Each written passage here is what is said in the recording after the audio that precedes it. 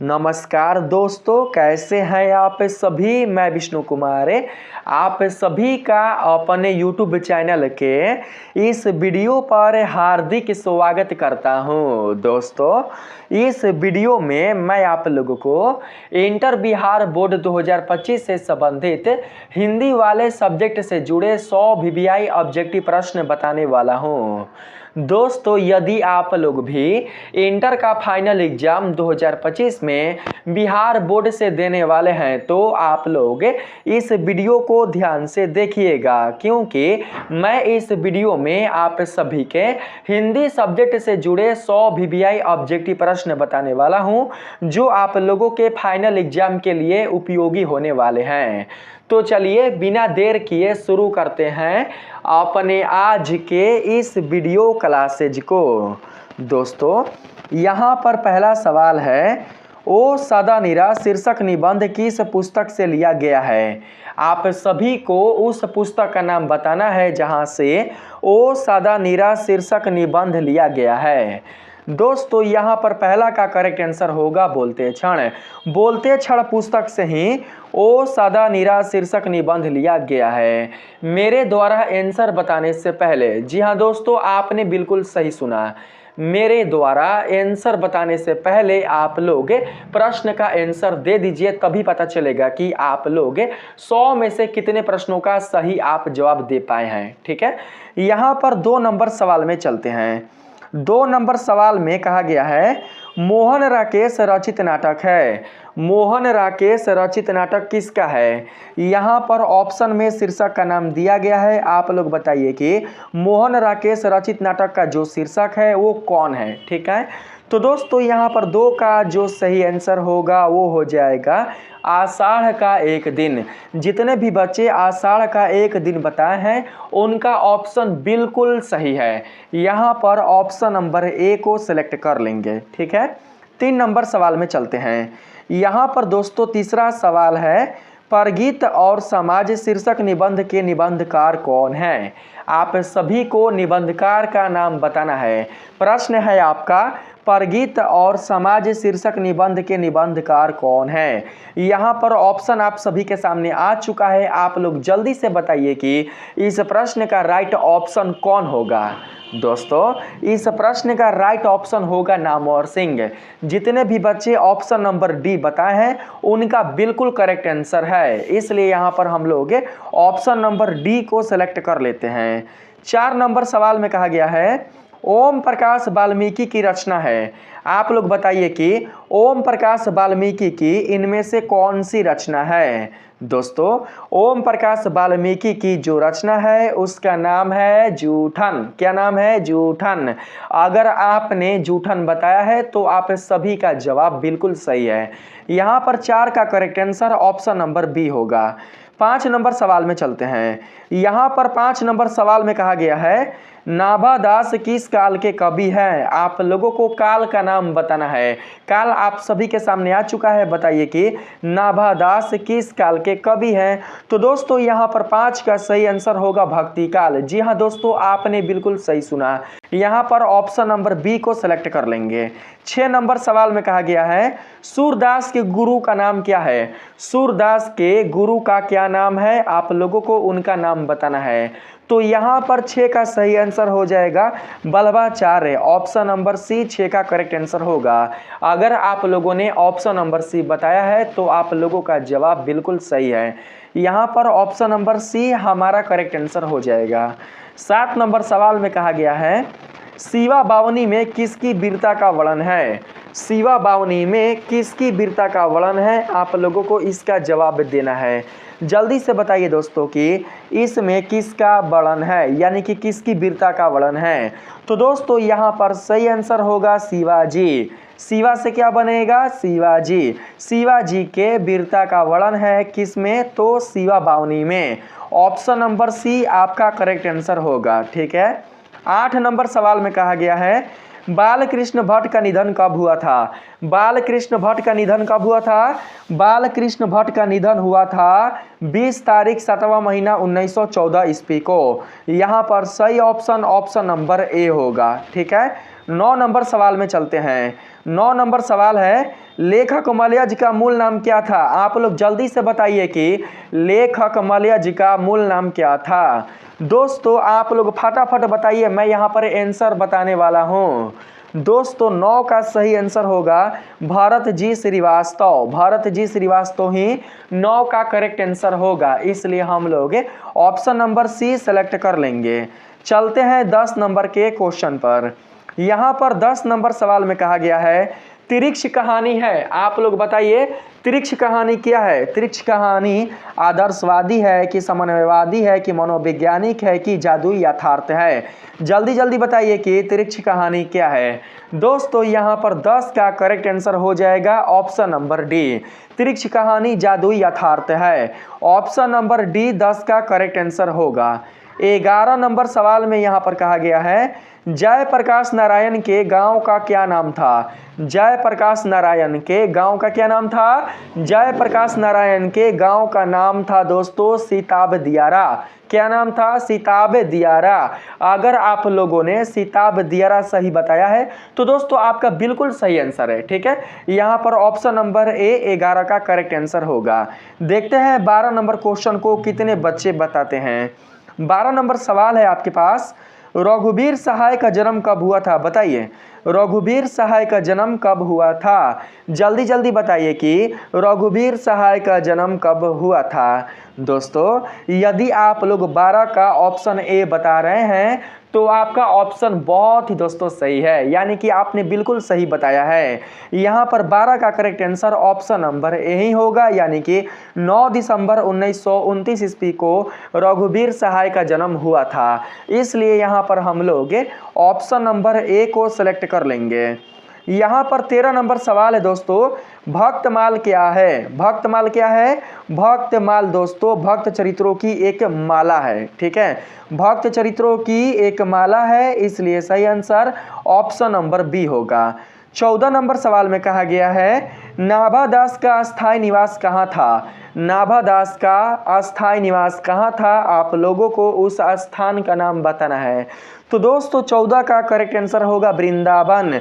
जिन बच्चों ने वृंदावन बताया है उनका बहुत ही दोस्तों करेक्ट आंसर है, ठीक है, यानी कि उन्होंने बहुत ही सही जवाब दिया है, इसलिए 14 का correct answer option number C होगा। 15 नंबर सवाल में चलते हैं। यहाँ पर पूछा गया है तुलसीदास का जन्म स्थान कहाँ था? तुलसीदास कहाँ जन्म लिए थे? आप लोगों को उनका जन्म स्थान बताना है। तुलसीदास जी का जन्म स्थान है राजापुर बांदा। कहाँ पर? राजापुर बांदा। आप लोग बिल्कुल भी नहीं भूलिएगा। जिन बच्चों को याद है, जो बच्चे बता दिए हैं तब तो ठीक है, लेकिन जो बच्चे नहीं बता पाए हैं आप लोग याद रखिएगा तुलसीदास जी का जन्म राजापुर बांदा में हुआ था, इसलिए सही आंसर ऑप्शन नंबर ए होगा। 16 नंबर सवाल में कहा गया है भगत सिंह के पिता कितने बार जेल गए? भगत सिंह के जो पिताजी थे वो कितने बार जेल गए थे? आप लोगों को उसकी संख्या बतानी है। तो दोस्तों यहाँ पर सही आंसर होगा अनेक बार, ठीक है, यानी कि भगत सिंह के जो पिताजी थे वो कई बार यानी कि अनेक बार जेल जा चुके थे, इसलिए सही आंसर ऑप्शन नंबर सी होगा। 17 नंबर सवाल में कहा गया है त्राही त्राही करना मुहावरे का अर्थ है। त्राही त्राही करना मुहावरे का अर्थ क्या है? जल्दी जल्दी बताइए आप लोग। त्राही त्राही करना मुहावरे का अर्थ क्या होगा? त्राही त्राही करना मुहावरे का जो सही अर्थ होगा वो होगा बहुत दुखी। यहाँ पर सही ऑप्शन ऑप्शन नंबर ए होगा, ठीक है। यहाँ पर अगर हम बात करें 18 नंबर सवाल में, तो दोस्तों 18 नंबर सवाल में कहा गया है गाल बजाना मुहावरे का अर्थ है। गाल बजाना मुहावरे का अर्थ क्या होगा? गाल बजाना मुहावरे का सही अर्थ होगा डींग हाँकना। जो डींगे हाँकता है ना, जो अपनी बड़ाई करता है या फिर किसी दूसरों की बड़ाई बहुत ही ज़्यादा करता है, मतलब पर्याप्त से ज़्यादा करता है, तो लोग नहीं बोलते हैं डींगे हाँक रहा है। डींगे हाँकना मतलब ही होता है गाल बजाना। तो यहाँ पर 18 का सही आंसर ऑप्शन नंबर ए होगा। 19 नंबर सवाल में दोस्तों कहा गया है यहाँ पर खिल्ली उड़ाना मुहावरे का अर्थ है। खिल्ली उड़ाना मुहावरे का अर्थ क्या होगा? खिल्ली उड़ाना मुहावरे का सही अर्थ व्यंग्य करना होगा, यानी कि मजाक उड़ाना होगा। ऑप्शन नंबर ए 19 का सही आंसर होगा। जितने भी बच्चे ऑप्शन नंबर ए बताए हैं उन्होंने बिल्कुल सही बताया है, ठीक है। Option number A he correct answer होगा 19 नंबर का। 20 नंबर में चलते हैं। 20 नंबर सवाल में है लकीर का फकीर होना। लकीर का फकीर होना क्या होगा बताइए? लकीर का फकीर होना मुहावरे का सही अर्थ क्या है? लकीर का फकीर होना मुहावरे का सही अर्थ है दोस्तों परंपरावादी होना, यानी कि जब हम लोग अपने पूर्वजों के बताए हुए राह पर चलते हैं तो लोग क्या बोलते हैं? लकीर के फकीर बनता रहे, नहीं बोलते हैं लोग। तो दोस्तों यहाँ पर हो जाएगा लकीर का फकीर का मुहावरे का सही अर्थ परंपरावादी होना। ऑप्शन नंबर ए 20 का सही आंसर होगा। 21 नंबर सवाल में कहा गया है आस्थावर का विलोम है। आस्थावर का सही जो दोस्तों आप लोगों का विलोम है वो क्या होगा? वो हो जाएगा जंगम, ठीक है। यहाँ पर जंगम ही ऑप्शन नंबर बी ही 21 का सही आंसर होगा। 22 नंबर सवाल में चलते हैं। यहाँ पर पूछा गया है दोस्तों नर का विलोम है, बताइए जल्दी से। नर का विलोम, नर का विपरीतार्थक शब्द क्या होगा? नर का विपरीतार्थक जो शब्द होगा वो क्या होगा? नर का उल्टा शब्द होता है नारी। कैसे पुरुष का होता है उल्टा? स्त्री, ठीक है। इसी प्रकार से नर का उल्टा हो जाएगा नारी, ठीक है। यानी कि नर का विपरीतार्थक शब्द नारी होगा। ऑप्शन नंबर डी 22 का करेक्ट आंसर होगा। बहुत ही आसान क्वेश्चन था। यहाँ पर 23 नंबर सवाल में कहा गया है दोस्तों स्तुति का विलोम है। स्तुति का विलोम क्या होगा? स्तुति का विलोम होगा निंदा, ठीक है। यहाँ पर सही आंसर ऑप्शन नंबर ए होगा। 24 नंबर सवाल आपके सामने आ चुका है। तलवार का विलोम है। तलवार का विलोम क्या होता है? जल्दी जल्दी बताइए आप लोग। तलवार का विलोम यानी कि उल्टा शब्द क्या होगा? तलवार का उल्टा होता है सहायक। क्या होता है? सहायक। बिल्कुल भी आप लोगों को नहीं भूलना है। ऑप्शन नंबर बी 24 का करेक्ट आंसर होगा। 25 नंबर सवाल में कहा गया है अमृत का पर्यायवाची है। अमृत का पर्यायवाची शब्द क्या होगा? अमृत का पर्यायवाची शब्द होगा सुधा। क्या होगा? सुधा। बिल्कुल भी भूलना नहीं है। अगर आपने अमृत का पर्यायवाची शब्द सुधा बताया है तो आप लोगों का आंसर ऑलरेडी दोस्तों सही है, ठीक है। यानी कि यहाँ पर ऑप्शन नंबर ए 25 का करेक्ट आंसर होगा। यहाँ पर 26 नंबर सवाल में कहा गया है असौ का पर्यायवाची है। असौ का पर्यायवाची क्या होगा? असौ का पर्यायवाची दोस्तों होगा तुरंग, ठीक है। असौ मतलब होता है घोड़ा, और घोड़ा को ही असौ या फिर तुरंग के नाम से जाना जाता है, घट के नाम से भी जाना जाता है। ऑप्शन नंबर सी 26 का करेक्ट आंसर होगा। 27 नंबर सवाल में कहा गया है पत्थर का पर्यायवाची है। पत्थर का पर्यायवाची क्या है? पत्थर का पर्यायवाची शब्द है पाषाण। क्या है? पाषाण। आपने इतिहास में पाषाण युग के बारे में पढ़ा होगा। उस युग में आप लोगों को क्या बताया जाता है? उस युग में आप लोगों को पत्थरों पर होने वाली जो चित्रकारी है, पत्थरों पर जो अभिलेख है, उन सभी के बारे में बताया जाता है। तो दोस्तों यहाँ पर पाषाण का जो सही अर्थ होगा वो क्या होगा? वो होगा पत्थर। ऑप्शन नंबर ए 27 का करेक्ट आंसर होगा। 28 नंबर सवाल में कहा गया है किस शब्द के पर्यायवाची गलत है? बताइए जी, किस शब्द के पर्यायवाची गलत हैं? दोस्तों यहाँ पर 28 का सही आंसर होगा क्या? 28 का सही आंसर हो जाएगा ऑप्शन नंबर डी। क्यों? क्योंकि ऑप्शन नंबर ए वाला भी सही है। कमल को ही जलज, पंकज और सरोज कहा जाता है। कुसुम को ही पुष्प, फूल और सुमन कहा जाता है। और माँ सरस्वती को ही गिरा, भारती, बाणी या फिर शारदा कहा जाता है। लेकिन यहाँ पर दोस्तों जो आप सूर्य का दीवा देख रहे हैं, दीवा बिल्कुल भी नहीं कहा जाता, दिवाकर कहा जाता है। इसलिए डी आपका 28 का सही आंसर होगा। 29 नंबर में चलते हैं। 29 नंबर सवाल में कहा गया है पुत्री का पुत्र क्या कहलाता है? बताइए तो पुत्री का पुत्र क्या कहलाता है? यहाँ पर पोता होगा, यहाँ पर पोता, ठीक है, मिट गया है। पुत्री का पुत्र क्या कहलाता है जी? पुत्री का जो पुत्र है वो कहलाता है नाती ना। यहाँ पर नाती जो होगा वो सही आंसर हो जाएगा। Option number B. ये यहाँ पर बोलबे ना किया गया, यहाँ पर कहबे नहीं किया गया है दोस्तों कि किसके लिए, यानी ससुराल के लिए कि नैहर के लिए, ठीक है। पुत्री का पुत्र जो होगा वो दोस्तों ससुराल के लिए हो जाएगा, यानी कि पुत्र जिस घर में जन्म लिया है उनकी माँ का जो घर है उसके लिए तो दोस्तों पोता हो जाएगा। लेकिन अगर हम बात करें इनके ननिहाल का, ठीक है, पुत्र के ननिहाल का, तो उसके लिए नाती हो जाएगा। तो दोस्तों यहाँ पर जानते हैं, यहाँ पर पता नहीं चल रहा है कि पोता होगा कि नाती होगा। यहाँ पर पता ना दोस्तों ये पोता है कि पानता है, पता ना क्या लिखा हुआ है। नाती आप लोग सेलेक्ट कीजिएगा, ठीक है, नाती, नाती आप लोग सेलेक्ट कर लीजिएगा। 29 का correct answer option number B होगा। 30 नंबर में चलते हैं।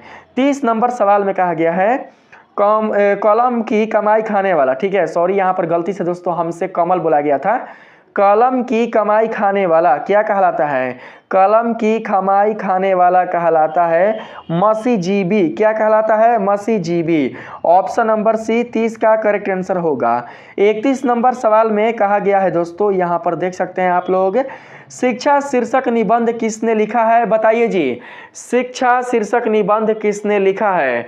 दोस्तों 31 का करेक्ट आंसर क्या होगा? 31 का करेक्ट आंसर होगा ऑप्शन नंबर ए। जितने भी बच्चे ऑप्शन नंबर ए बताए हैं उनका सही आंसर है, ठीक है। 31 का करेक्ट आंसर होगा J Krishnamurti. Option number A correct answer होगा। 32 नंबर सवाल में कहा गया है जायसी किस शाखा के कवि है? बताइए, जायसी किस शाखा के कवि है? जायसी दोस्तों प्रेम मार्ग के कवि हैं। यहाँ पर सही आंसर ऑप्शन नंबर बी होगा, ठीक है।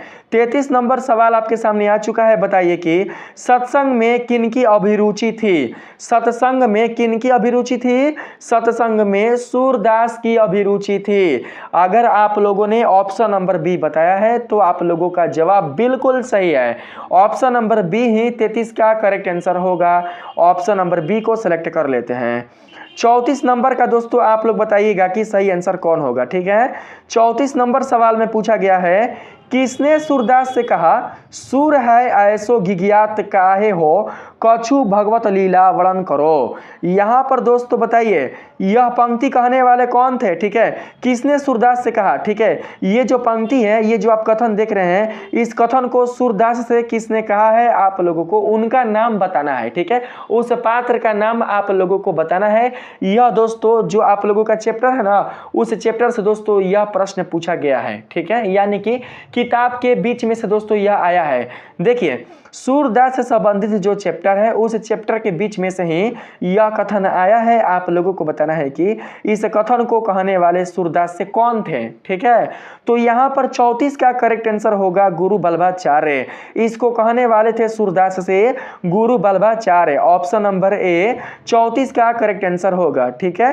35 नंबर सवाल में चलते हैं। यहाँ पर कहा गया है सूरदास किस भाषा के कवि हैं?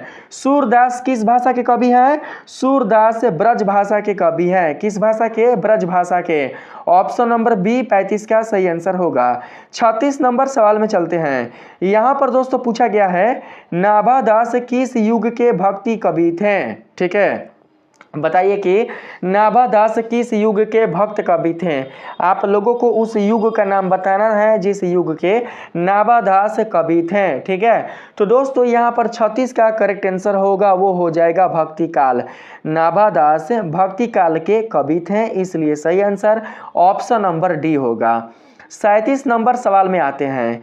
यहाँ पर कहा गया है बालकृष्ण भट्ट किस युग के साहित्यकार थे? बताइए, बालकृष्ण भट्ट किस युग के साहित्यकार थे? आपको युग का नाम बताना है, जल्दी जल्दी बताइए। बताइए कि 37 का करेक्ट आंसर क्या होगा। देखते हैं कितने बच्चे 37 का सही सही जवाब दे पाते हैं। हम देख तो नहीं सकते हैं क्योंकि हम बिल्कुल भी यहाँ पर लाइव नहीं पढ़ा रहे हैं, बल्कि हम आप लोगों को यहाँ पर रिकॉर्ड क्लास दे रहे हैं, ठीक है। आप लोग दोस्तों वीडियो जब खत्म हो जाएगा ना, तो आप लोग वीडियो जब खत्म हो जाएगा तो वीडियो के कमेंट सेक्शन में आप लोग बताइएगा कि आपने 100 में से कितने प्रश्नों का सही सही जवाब दे पाया है, ठीक है। जब वीडियो खत्म हो जाएगा तो आप लोग दोस्तों प्रश्नों को गिनते रहिएगा। आप लोग कॉपी कलम लेकर बैठिए और दोस्तों आप लोग गिनिएगा कि आपने कितने प्रश्नों का सही जवाब दे पाया है। यहाँ पर बताइए कि 37 का करेक्ट आंसर क्या होगा। 37 का करेक्ट आंसर होगा भारतेंदु युग, ठीक है। बालकृष्ण भट्ट भारतेंदु युग के कवि हैं, यानी कि साहित्यकार हैं। ऑप्शन नंबर ए 37 का करेक्ट आंसर होगा, कवि नहीं होगा, साहित्यकार होगा, ठीक है।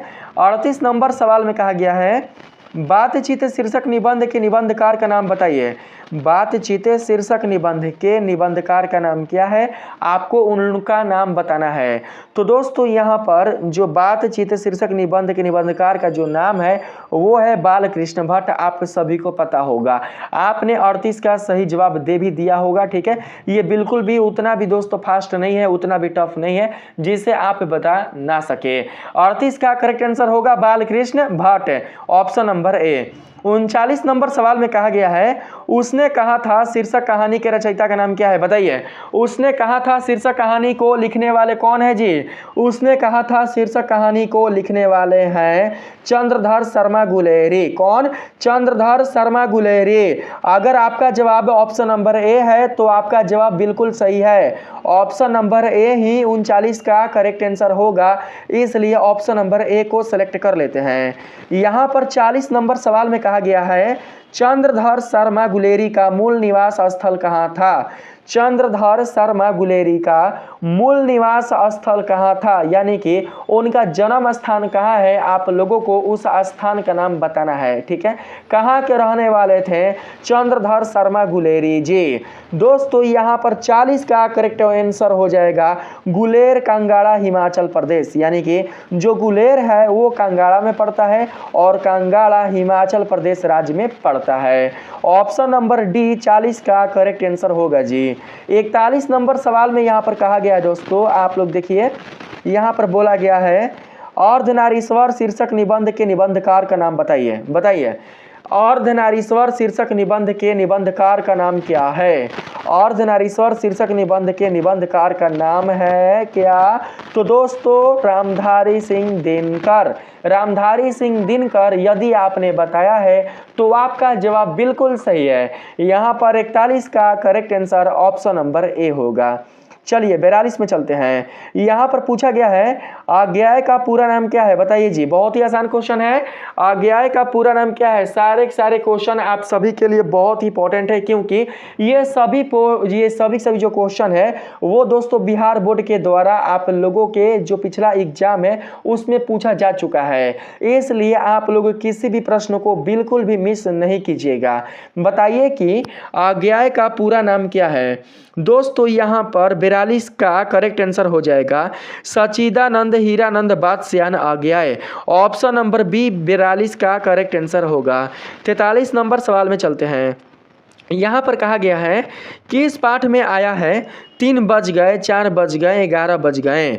किस पाठ में आया है दोस्तों? आप लोगों को पाठ का नाम बताना है, जल्दी से बताइए। किस पाठ में आया है कि 3 बज गए 4 बज गए 11 बज गए? 43 का यहाँ पर करेक्ट आंसर होगा रोज।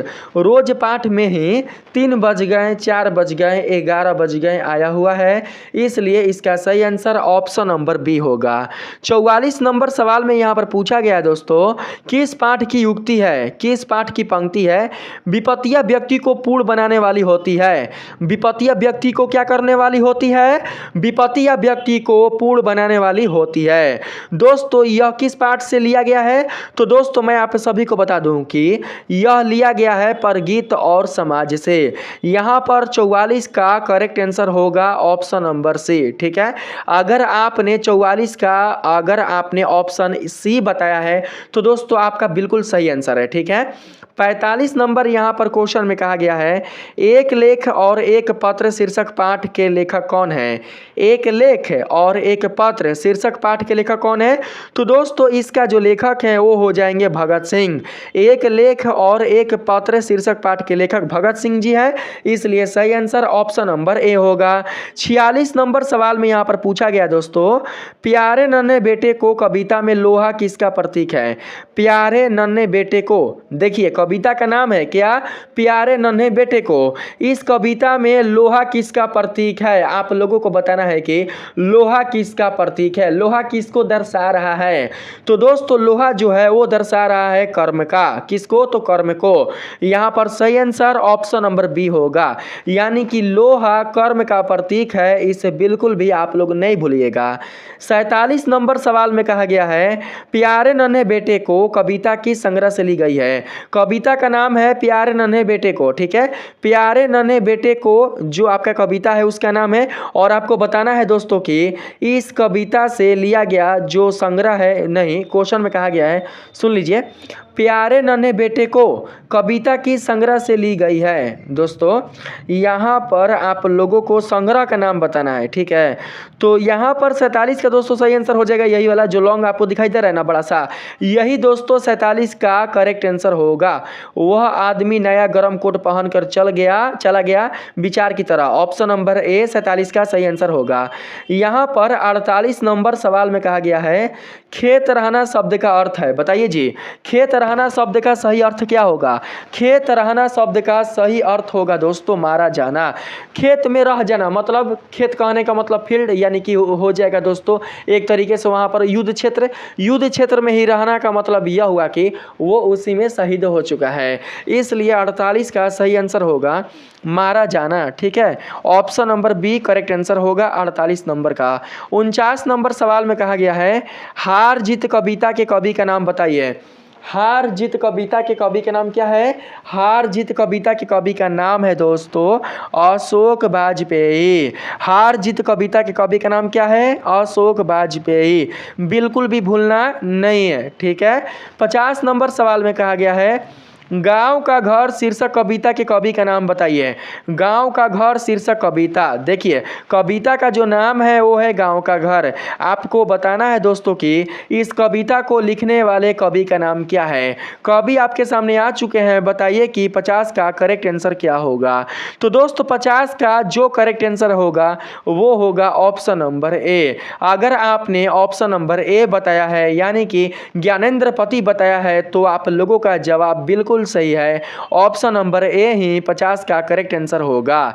51 नंबर सवाल में कहा गया है सत्संग में किनकी अभिरुचि थी। सत्संग में किनकी अभिरुचि थी। सत्संग में दोस्तों सूरदास की अभिरुचि थी। यदि आपने सूरदास बताया है, यदि आप लोगों का जवाब सूरदास यानी कि ऑप्शन नंबर बी है तो दोस्तों आपने बिल्कुल सही बताया है। 51 का correct answer option number B होगा।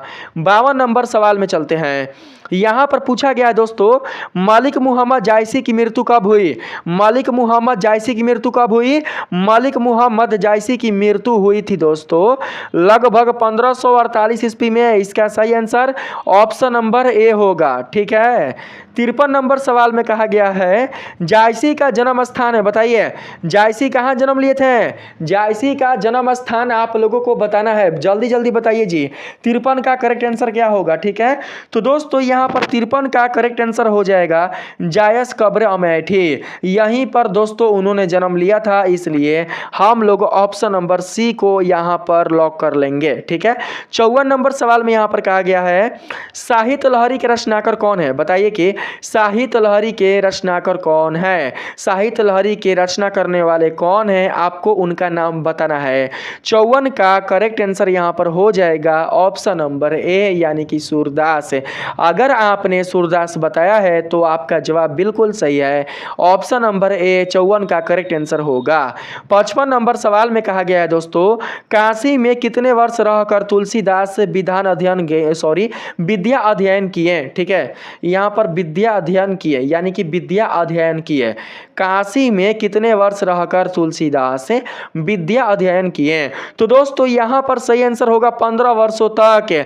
तुलसीदास जी काशी में 15 वर्षों तक रहकर विद्या को प्राप्त किए थे, विद्या का अध्ययन किए थे, इसलिए सही आंसर ऑप्शन नंबर बी होगा, ठीक है। यहाँ पर बात करते हैं 56 नंबर में। 56 नंबर सवाल में कहा गया है संसार शब्द कौन संज्ञा है। संसार शब्द कौन संज्ञा है। संसार शब्द एक प्रकार का दोस्तों जातिवाचक संज्ञा है, ठीक है, इसलिए correct answer option number B होगा।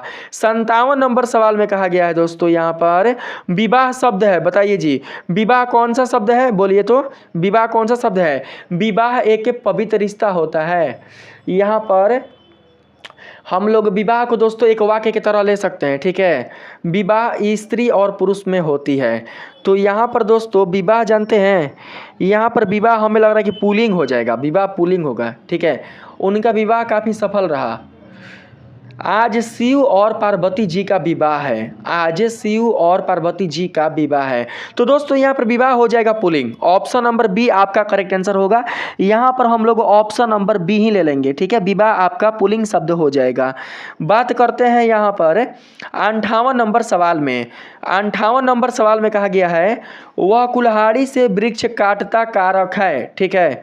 यहाँ पर पूछा गया है वह कुल्हाड़ी से वृक्ष काटता है यानी कि वाक्य होगा दोस्तों, वह कुल्हाड़ी से वृक्ष काटता है। आप सभी को बताना है कि इसमें कौन सा कारक आया है। तो दोस्तों आप देख सकते हैं कि जो काटने वाला है वो कुल्हाड़ी से वृक्ष को काट रहा है, यानी कि उसके साथ में कौन है, उसके साथ में कुल्हाड़ी है। कुल्हाड़ी के बिना बिल्कुल भी वो पेड़ नहीं काट रहा है। अगर आप किसी के साथ कोई काम करते हैं, अगर आप किसी से संबंधित हैं, तो दोस्तों वहाँ पर आता है करण कारक। कौन आता है, करण कारक। यहाँ पर दोस्तों हो जाएगा कर्ता ने कर्म को करण से। ऑप्शन नंबर डी 58 का सही आंसर होगा। अगर संबंध नहीं रहता, अगर यहाँ पर दोस्तों रहता, अगर यहाँ पर वाक्य रहता मैं दिल्ली से पटना आ रहा हूँ, दिल्ली से पटना यानी कि आप स्थान छोड़कर आ रहे हैं, ना कि स्थान को पकड़े पकड़े आ रहे हैं। दिल्ली आपका छूट चुका है, आप क्या बोले, मैं दिल्ली से पटना आ रहा हूँ। तो दोस्तों वहां पर जो से आएगा वो आएगा किसके लिए, वो आएगा आपादन के लिए, ठीक है। आपादन से संप्रादन को के लिए। तो यहां पर सही आंसर ऑप्शन नंबर डी होगा। 59 नंबर सवाल में चलते हैं दोस्तों। यहां पर कहा गया है रात शब्द का विलोम है। सबको पता है रात शब्द का जो विलोम है वो होता है दिन, ठीक है। ऑप्शन नंबर ए 59 का सही आंसर होगा। 60 नंबर सवाल में कहा गया है शिवालय शब्द कौन सा है, समास है। शिवालय शब्द कौन समास है दोस्तों, आप लोगों को समास का नाम बताना है। बताइए कि शिवालय शब्द कौन समास है। शिवालय जो शब्द है वो दोस्तों एक प्रकार का तत्पुरुष समास है। अगर हम शिवालय को तोड़ें तो दोस्तों तोड़ने पर क्या बनेगा, तोड़ने पर बनेगा शिव धन आलय, यानी कि यहाँ पर दोस्तों अर्थ निकल जाएगा शिव का घर। शिव यानी कि शिव भगवान और आलय का मतलब घर, ठीक है। किसका घर, तो शिव का घर। तो यहाँ पर तत्पुरुष समास ले लेंगे। कैसे होता है, रसोई घर, रसोई का घर। विद्यालय, विद्यालय समझते हैं ना, विद्या का घर, ठीक है। इसी प्रकार से है शिवालय। तो शिवालय है अगर दोस्तों आप लोगों का अगर विद्यालय है तत्पुरुष तो शिवालय भी हो जाएगा तत्पुरुष। ऑप्शन नंबर सी 60 का सही आंसर होगा। यहां पर 61 नंबर सवाल में कहा गया है इतने पास अपने शीर्षक संकलन किस कवि के द्वारा लिया गया है। इतने पास अपने शीर्षक संकलन किस कवि के द्वारा लिया गया है, यानी कि दोस्तों इस पाठ को रचना करने वाले कौन हैं, आप लोगों को उनका नाम बताना है। तो यहाँ पर 61 का सही जवाब हो जाएगा option number D Shamsher Bahadur Singh. अगर आपने ऑप्शन नंबर डी बताया है तो दोस्तों आप लोगों का जवाब सही है। ऑप्शन नंबर डी 61 का करेक्ट आंसर होगा। 62 नंबर सवाल है दोस्तों। यहाँ पर हिंदी साहित्य में गजानन माधव मुक्ति बोध का उद्देश्य कैसे कवि के रूप में हुआ। हिंदी साहित्य में गजानन माधव मुक्ति बोध का उद्देश्य कैसे कवि के रूप में हुआ। तो दोस्तों यहाँ पर 62 का करेक्ट आंसर हो जाएगा प्रयोगवादी। प्रयोगवादी कवि के रूप में हुआ, इसलिए सही आंसर ऑप्शन नंबर ए होगा। अगर आपने ऑप्शन नंबर ए पहले ही सिलेक्ट कर लिया था मेरे बताने से पहले तो दोस्तों आप लोगों का जवाब बहुत ही सही है, ठीक है। यहां पर चलते हैं 63 नंबर सवाल में। 63 नंबर सवाल में पूछा गया है रघुवीर सहाय का जन्म कब हुआ था। जन्म आपके सामने आ चुका है, बताइए कि रघुवीर सहाय का जन्म कब हुआ था। रघुवीर सहाय का जन्म हुआ था दोस्तों 9 दिसंबर 1929 ईस्वी को। ऑप्शन नंबर सी 63 का करेक्ट आंसर होगा। 64 नंबर सवाल में कहा गया है कहीं नहीं वही कविता संग्रह किसके द्वारा रचित है। कहीं नहीं वही कविता संग्रह किसके द्वारा रचित है, आप सभी को उनका नाम बताना है, उस कवि का नाम बताना है। तो दोस्तों यहाँ पर 64 का करेक्ट आंसर हो जाएगा अशोक वाजपेयी। 64 का करेक्ट आंसर क्या होगा, अशोक वाजपेयी। अशोक वाजपेयी ने कहीं नहीं वही कविता का रचना किया है, इसलिए करेक्ट आंसर अशोक वाजपेयी होगा। आप लोग बिल्कुल भी नहीं भूलिएगा। अगर आपने ऑप्शन नंबर बी बता दिया था तो आपका जवाब दोस्तों सही है। यहाँ पर 65 नंबर सवाल में चलते हैं। 65 नंबर सवाल में कहा गया है कौन लेखाकांगों के शिक्षा मंत्री, वित्त मंत्री एवं प्रधानमंत्री रह चुके हैं? आप लोगों को दोस्तों बताना है कि कौन लेखक कांगो के, ठीक है, कहाँ के, कांगो के शिक्षा मंत्री, वित्त मंत्री एवं प्रधानमंत्री रह चुके हैं, प्रधानमंत्री तक भी रह चुके हैं। तो दोस्तों यहाँ पर 65 का करेक्ट आंसर हो जाएगा option number C, Henry Lapage. Option number C 65 का करेक्ट आंसर होगा। 66 नंबर सवाल में कहा गया है द का उच्चारण स्थान क्या है? द का उच्चारण स्थान क्या है दोस्तों? त थ द। देखिए जो द है वो आता है त वर्ग में, और त वर्ग के वर्णों का उच्चारण कहाँ से किया जाता है? त वर्ग के वर्णों का उच्चारण दांत से किया जाता है, इसलिए यहाँ पर 66 का सही आंसर ऑप्शन नंबर बी होगा। अगर आपने दांत बताया था तो दोस्तों बहुत ही आपने सही बताया था। ऑप्शन नंबर बी 66 का करेक्ट आंसर होगा। 67 नंबर सवाल में यहाँ पर चलते हैं। इसमें बोला गया है निम्न में शुद्ध शब्द है, बताइए तो निम्न में शुद्ध शब्द कौन है? बताइए जल्दी जल्दी। यहाँ पर दोस्तों आप लोग जो देख रहे हैं ना, प्रसाद, प्रणाम, परीक्षा, ये तीनों ही अशुद्ध शब्द है। शुद्ध शब्द है प्रशंसा। ऑप्शन नंबर ए 67 का करेक्ट आंसर होगा। यहाँ पर 68 नंबर सवाल में कहा गया है निराधार शब्द का संधि विच्छेद क्या है? बताइए तो निराधार शब्द का संधि विच्छेद क्या है? निराधार शब्द का संधि विच्छेद होगा निह धन आधार। निह का मतलब होता है नहीं, और आधार का मतलब होता है वही, मतलब आधार का मतलब होता है दोस्तों एक तरीके से आप मान सकते हैं बेस, ठीक है, यानी कि आधार मतलब एक दोस्तों आप समझ सकते हैं आधार का मतलब होता है कि जिस पर बेस पर आप बात करना चाहते हैं, ठीक है। यहाँ पर आप लोग दोस्तों ऑप्शन नंबर सी को ही सिलेक्ट कर लीजिएगा। यहाँ पर 69 नंबर सवाल में चलते हैं।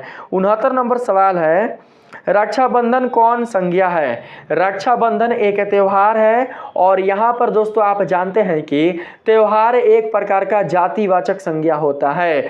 अगर हम त्योहार में किसी त्योहार का नाम ले लें तो वो हो जाएगा व्यक्तिवाचक संज्ञा।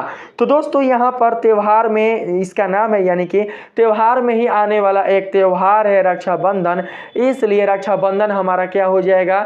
रक्षाबंधन हमारा हो जाएगा व्यक्तिवाचक संज्ञा। ऑप्शन नंबर ए 69 का सही आंसर होगा।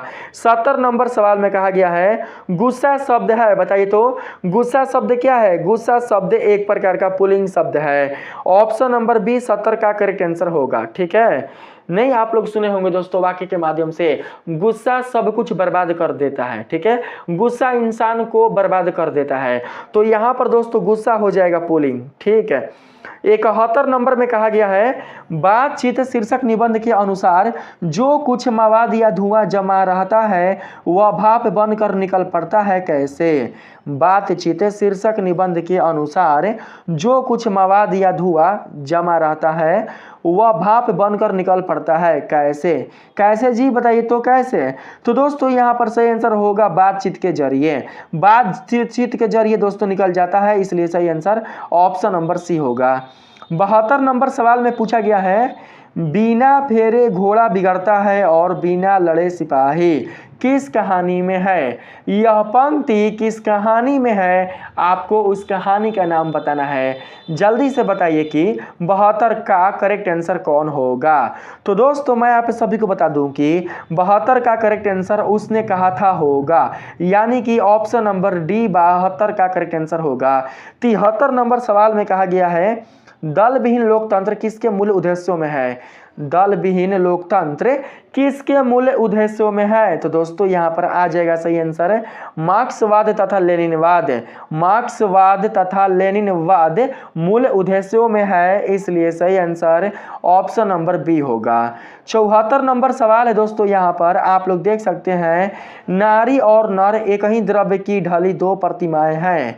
नारी और नर एक ही द्रव्य की ढली दो प्रतिमाएं हैं।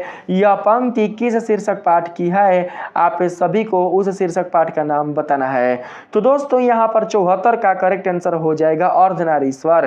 अर्धनारीश्वर चैप्टर से ही दोस्तों यह पंक्ति आया हुआ है, ठीक है। तो यहाँ पर ऑप्शन नंबर सी को सेलेक्ट कर लेंगे। 75 नंबर सवाल में कहा गया है रोज शीर्षक कहानी में किसने पूछा तुम कुछ पढ़ती लिखती नहीं है? ओ यहाँ पर कुछ मिट गया है। रोज शीर्षक कहानी में किसने पूछा तुम कुछ पढ़ती लिखती नहीं हो? तो दोस्तों यहाँ पर जो आप लोगों का सही आंसर होगा वो हो जाएगा 75 का करेक्ट आंसर लेखक ने पूछा था। ऑप्शन नंबर ए 75 का करेक्ट आंसर होगा। ठीक है।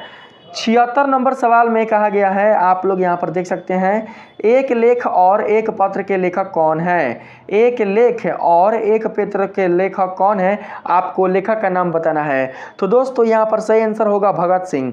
ऑप्शन नंबर सी को सेलेक्ट कर लेंगे।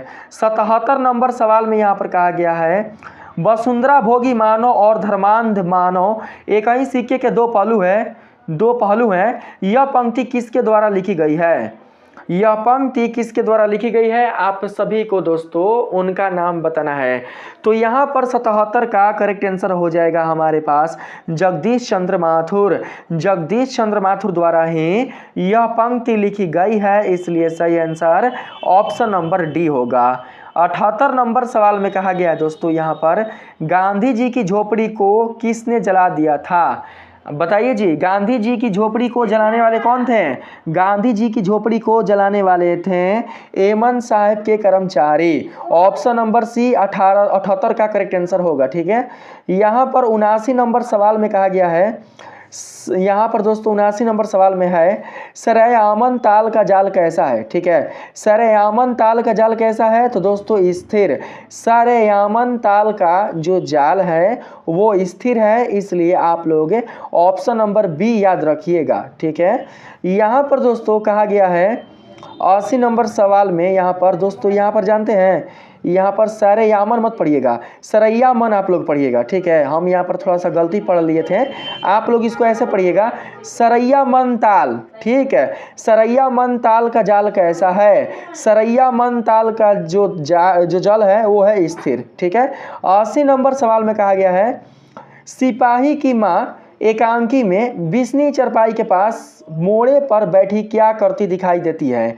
सिपाही की माँ एकांकी में बिस्नी चरपाई के पास मोड़े पर बैठी क्या करती दिखाई देती है? तो दोस्तों सूत काटती। ठीक है। इसका सही आंसर ऑप्शन नंबर ए होगा। 81 नंबर में चलते हैं। इसमें पूछा गया है दोस्तों, सिपाही की माँ एकांकी की कथा वस्तु है। सिपाही की माँ एकांकी की कथा वस्तु है। तो दोस्तों किस वर्ग की वस्तु है? बताइए, किस वर्ग की कथा वस्तु है? वस्तु नहीं, कथा वस्तु। किस वर्ग की? तो निम्न वर्ग की। सही आंसर ऑप्शन नंबर डी होगा। 82 नंबर सवाल में है दोस्तों, शेर सिंह का शस्त्र समर्पण नामक आख्यानक काव्य किसके द्वारा लिखा गया है? शेर सिंह का शस्त्र समर्पण नामक आख्यानक काव्य किसके द्वारा लिखा गया है? आपको उनका नाम बताना है। ऑप्शन आप लोगों के सामने आ चुका है, बताइए कि इसका करेक्ट आंसर क्या होगा। तो दोस्तों इसका जो करेक्ट आंसर होगा वो हो जाएगा ऑप्शन नंबर बी, यानी कि जयशंकर प्रसाद। आप लोग यहाँ पर ऑप्शन नंबर बी याद रखिएगा। चलते हैं आगे। 83 नंबर सवाल में, इसमें पूछा गया है, कविता जो कुछ कह रही है उसे सिर्फ वही समझ सकता है जो इसके एकाकीपन में मानवता की आवाज़ सुन सकता है। किसका कथन है? बताइए, यह कथन किसने कहा था? यह कथन किसका है? आप सभी को उनका नाम बताना है। तो दोस्तों इसका सही आंसर होगा उदय प्रकाश। उदय प्रकाश का ही यह कथन है, इसलिए 83 का सही आंसर ऑप्शन नंबर डी होगा। 84 नंबर सवाल में यहाँ पर पूछा गया है, नामोर सिंह का जन्म कहाँ हुआ था? नामोर सिंह का जन्म कहाँ हुआ था? नामोर सिंह का जन्म हुआ था जीयनपुर में। कहाँ पर? जीयनपुर में। अगर आप लोगों ने जीयनपुर बताया है, आप लोगों का ऑप्शन यदि ए है तो दोस्तों आपने बिल्कुल सही बताया है। ऑप्शन नंबर ए 84 का करेक्ट आंसर होगा। 85 नंबर सवाल में कहा गया है, नाभादास जी किस धारा के संत थे? नाभादास जी किस धारा के संत थे? तो दोस्तों हो जाएगा वैष्णव दर्शन के। वैष्णव दर्शन धारा के ही संत थे नाभादास जी, इसलिए सही आंसर ऑप्शन नंबर सी होगा। 86 नंबर सवाल में यहाँ पर कहा गया है, नाभादास किसके शिष्य थे? नाभादास किसके शिष्य थे? ठीक है, बताइए जी, गुरु का नाम बताइए। नाभादास के गुरु कौन थे? नाभादास के गुरु थे दोस्तों कौन? तो अग्रदास जी। ऑप्शन नंबर ए 86 का करेक्ट आंसर होगा। 87 नंबर सवाल में कहा गया है चिर विषाद विलीन मन की किस कविता की पंक्ति है? चिर विषाद विलीन मन की किस कविता की पंक्ति है? तो दोस्तों यहाँ पर 87 का करेक्ट आंसर हो जाएगा तू मूल कोलाहल कलह में। इसी पंक्ति से दोस्तों, इसी पंक्ति से यहाँ पर बोला गया कि इसे कविता की पंक्ति है। तो दोस्तों इसी कविता की यह पंक्ति है, इसलिए सही आंसर ऑप्शन नंबर सी होगा। 88 नंबर सवाल है दोस्तों, सुभद्रा कुमारी चौहान का जन्म कब हुआ था? बताइए, सुभद्रा कुमारी चौहान का जन्म कब हुआ था? 88 का करेक्ट आंसर होगा यहाँ पर ऑप्शन नंबर डी, 16 अगस्त 1904 ईस्वी। 16 अगस्त 1904 ईस्वी को सुभद्रा कुमारी चौहान का जन्म हुआ था, इसलिए 88 का correct answer option number D होगा। 89 नंबर सवाल है आपके पास, घास में दुबका आकाश किसकी रचना है? दोस्तों जो आप यहाँ पर पंक्ति देख रहे हैं, जो आप यहाँ पर दोस्तों शीर्षक देख रहे हैं, आप सभी को बताना है कि इस शीर्षक यानी कि ये जो आप शीर्षक देख रहे हैं ना, इसका रचना करने वाले कौन है, आपको उनका नाम बताना है। घास में दुबका आकाश, इसकी रचना करने वाले कौन है, आप लोग उनका नाम बताइए। तो दोस्तों 89 का करेक्ट आंसर हो जाएगा ऑप्शन नंबर ए, अशोक वाजपेयी। इसकी रचना करने वाले हैं अशोक वाजपेयी। ऑप्शन नंबर ए सही आंसर होगा। 90 नंबर सवाल में कहा गया है ज्ञानेंद्र पति बिहार लोक सेवा आयोग द्वारा चयनित होकर किस पद पर पदस्थापित हुए?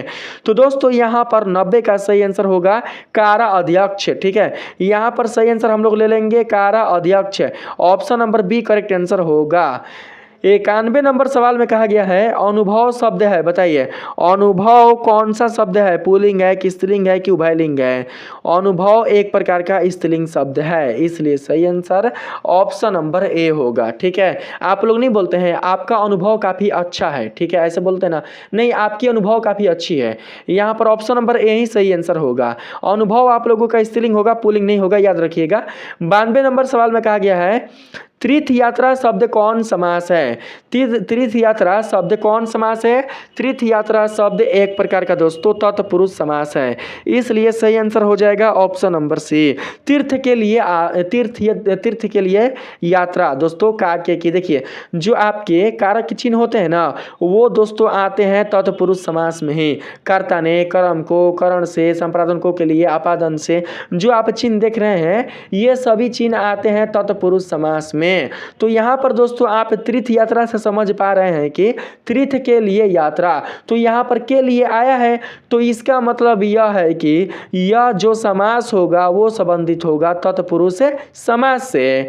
93 नंबर सवाल में चलते हैं। यहाँ पर कहा गया है हास्यास्पद शब्द में प्रत्यय है। हास्यास्पद शब्द में प्रत्यय है आस्पद। कौन है? आस्पद। ऑप्शन नंबर डी सही आंसर होगा।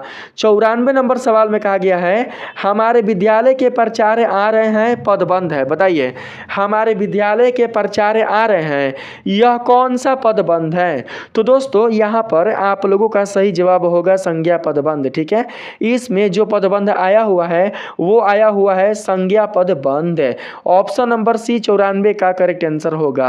95 नंबर सवाल में कहा गया है समाज का विशेषण है, बताइए तो समाज का विशेषण क्या होगा? समाज का विशेषण होगा सामाजिक। क्या होगा? सामाजिक। ऑप्शन नंबर ए 95 का सही आंसर होगा। 96 नंबर सवाल है दोस्तों मनोविनोद शब्द कौन लिंग है? मनोविनोद शब्द कौन लिंग है? मनोविनोद शब्द एक प्रकार का पुल्लिंग है, इसलिए करेक्ट आंसर ऑप्शन नंबर ए होगा। 97 नंबर सवाल में कहा गया है मुझे भी छात्रवृत्ति मिलती थी। मुझे भी छात्रवृत्ति मिलती थी सर्वनाम है, आप सभी को बताना है कि इसमें कौन सा सर्वनाम आया हुआ है। दोस्तों इसमें पुरुषवाचक सर्वनाम आया हुआ है, इसलिए करेक्ट आंसर ऑप्शन नंबर ए होगा। 98 नंबर सवाल में है प्रेम शब्द का विशेषण है। प्रेम शब्द का विशेषण क्या होता है? बताइए प्रेमिका होता है, बोलिए प्रेम शब्द का विशेषण। प्रेम शब्द का विशेषण होता है प्रेमी। क्या होता है? प्रेमी। जिनसे हम प्रेम करते हैं वो हमारे लिए प्रेमी हो जाते हैं। ठीक है, तो यहाँ पर ऑप्शन नंबर ए सही आंसर होगा। 99 नंबर सवाल है, शुद्ध वाक्य है, वह बिल्कुल भी बात करना नहीं चाहती थी। वह बिल्कुल भी बात करना नहीं चाहती थी, ये तो ठीक है लग रहा है। उसके स्त्री नहीं है, उसकी स्त्री नहीं है, यह गलत है। उसके बेटी नहीं है, उसकी बेटी नहीं है, यह भी गलत है। यह बात कहने में किसी को संकोच नहीं होगा। यह बात कहने में किसी को संकोच नहीं होगा। यह बिल्कुल भी बात करना नहीं चाहती थी, या नहीं हुआ दोस्तों। यहाँ पर बिल्कुल जो है ना वो बिल्कुल भी सही नहीं है। ठीक है, यानी कि बिल्कुल जो शब्द है वो बिल्कुल भी, हे भगवान, बिल्कुल जो शब्द है ना वो सही नहीं है। बिल्कुल ऐसे लिखाता है, ऐसे ना, आधा ल रहता है, आप लोग जानते हैं। तो दोस्तों इसके लिए हम लोग इसको नहीं लेंगे। ठीक है, इसके लिए हम बिल्कुल के लिए हम इसको नहीं लेंगे, हम लोग ऑप्शन नंबर डी को लेंगे। ऑप्शन नंबर डी सही आंसर होगा। 100 नंबर सवाल में कहा गया है, बेईमान शब्द की प्रकृति है। बेईमान शब्द की प्रकृति कौन है बताइए, इसमें से कौन सा होगा बेईमान शब्द की प्रकृति? यानी कि बेईमान शब्द देशज है कि विदेशज है कि तत्सम है कि तद्भव है? दोस्तों यहाँ पर बेईमान शब्द हो जाएगा विदेशज, जो कि एक फारसी शब्द है। फारसी शब्द दोस्तों बेईमान शब्द है, यानी कि बेईमान शब्द फारसी भाषा से लिया गया है, हमारे देश की भाषा नहीं है, इसलिए इस शब्द को बोलेंगे विदेशज शब्द। तो दोस्तों इस वीडियो में मैंने आप सभी के हिंदी सब्जेक्ट से जुड़े 100 VVI ऑब्जेक्टिव प्रश्नों के बारे में बता दिया है। मुझे उम्मीद है कि आप लोगों ने अपने 100 प्रश्नों में से ज़्यादा प्रश्नों का जवाब दे पाए होंगे, यानी कि आपका जो स्कोर बना होगा वो बहुत ही अच्छा बना होगा। आप लोग मेरे इस वीडियो के कमेंट सेक्शन में बताना नहीं भूलिएगा कि आपने 100 में से कितने प्रश्नों का सही जवाब दे पाया है। अगर दोस्तों वीडियो अच्छा लगा है, अगर आप लोग मैट्रिक और इंटर का तैयारी करना चाहते हैं बिहार बोर्ड से, तो आप लोग मेरे चैनल को बिल्कुल भी दोस्तों सब्सक्राइब किए हुए नहीं जाइएगा। मिलते हैं फिर से एक नए वीडियो के साथ, तब तक के लिए धन्यवाद।